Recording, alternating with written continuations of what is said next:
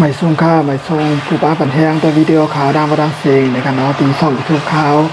ใหญ่ป้าดีเฮ็ดเฟซบุ๊กข่าวในกันเนาะอันวันนี้ก็เฮ็ดกินข้าวพักนะครับก็ดีห้องให้กินข้าวพักง่ายๆเลยกันเนาะนี่ก็ได้เป็นโถโฮงก็ว่าได้บ่ดังไทยว่าดังไตกันเนาะว่าดังไตว่าดังเมืองเฮาก็ห้องว่ากะละปีหุงนึงกันเนาะ อันนี้ก็เฮาขาดได้อุปกรณ์ต่างในกันเนาะจึงว่าออนด้าการไปเฮ็ดก็ขาดได้จีโถงเนาะจีโถไว้งอก1จุ่มม่วงขนาดเนาะเฮาก็จีโถไว้ก็มันสิง่ายขนาดเนาะมันสิหุงง่ายมันสิเจียวป่วยง่ายขนาดเนาะอยากง่ายๆก็ขนาดเนาะแล้วก็ใส่เกลือพองหวานหมักพี่เทตอนนี้ก็ใส่ฟังมีมะเขือส้มนะครับโคบ่มีมะเขือส้มนอนตั้งขนาดเนาะเขาบอกมีมะเขือส้มยาวก็เอากระเปี้มันก็ถั่วเหลืองชายยาวก็เอาข้าวหอมชายเอาขิงชายในกันเนาะเอาพริกชายนะครับยาวก็บ่มีเนื้อก็ใส่เนื้อได้อินในกันเนาะไปกับวันนี้แต่มีเนื้อค่ะนะกินชักรสก็ว่าอะไรค่ะนะเฮ็ดกินง่ายๆในกันเนาะใส่เพราะว่าใส่เจี้กี่เดียงเจียวเนี่ยก็ว่ามีใบผักสมปูก็ใส่ว่าใบผักสมปูในขนมอันในใบผักสมปูก่อนวิครับอันมีใบผักสมปูก่อนเปียงครับวิก่อนใช้ในขนาดเนาะยาวก็กันแนวคดีใส่น้ำในขนาดเขาคดีใส่น้ำมันนะครับใส่น้ำก็ใส่ตันเมียนในขนาดใส่น้ำก็ใส่มันตันเมียนกล้วยในขนาดนะครับกันแนวคดีใส่น้ำก่อนในขนาดใส่น้ำเหี่ยวก็กดตังไว้ในหั่นต่อ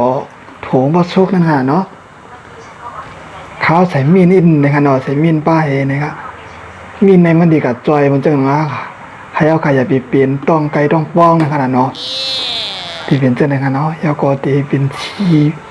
ที่เป็นย่อมสีพักนั่นขนาดเนาะสีพักให้พักเอาไข่อย่าไปสีมันให้มันอย่าไปจางแห้งนะครับเนาะป้อค่ะใส่มีนก็สีก็ติดด้วยหางลีอินขนาดเนาะนี่ก็จะเป็นโถหงอันนั้นก็ห้องว่ากระเปี้ยหงในค่ะนะที่มีเจอในค่ะเนาะพอมีเนื้อก็ใส่เนยอินออดในก็หวานค่ะก็กะว่าในเดินมีเนื้อค่ะเนาะมีก็ใส่เมียงค่ะเนาะ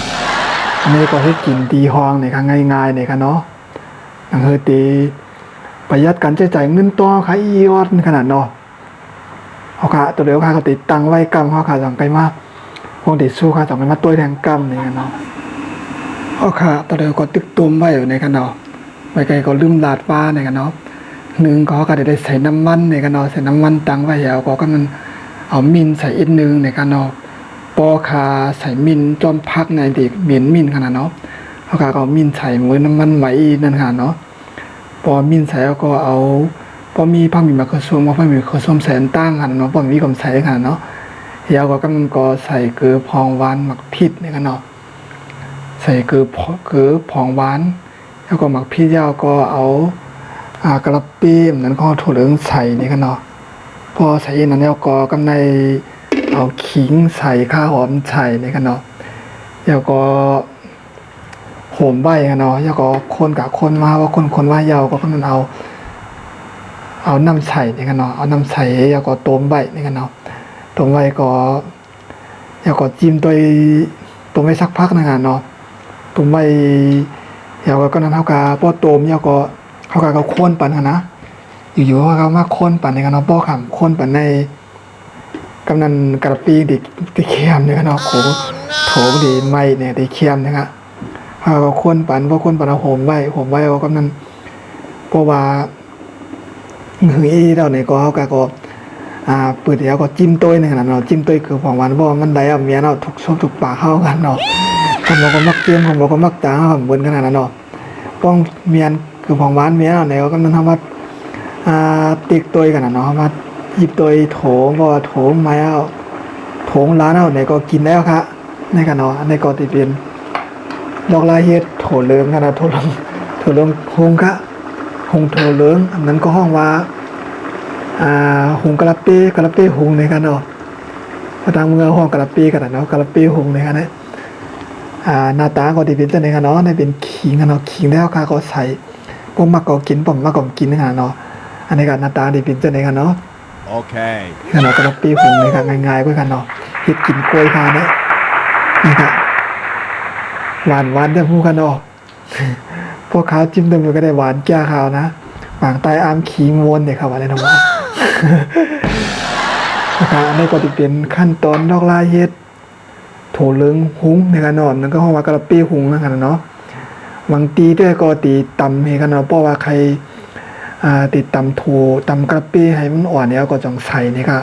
กำมองก็ที่นั่นในการนอนหนังหื้อนำเด็กเข้มข้น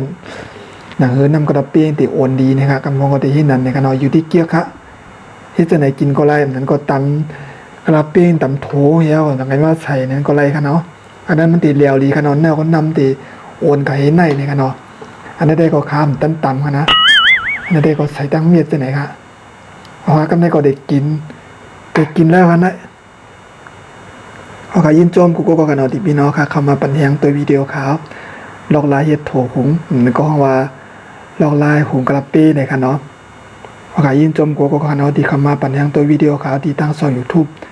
ในดัง Facebook เนี่ยค่ะเนาะไม่ซุ่มขาเฮาจะไม่มาพบกันแดงกันเนาะ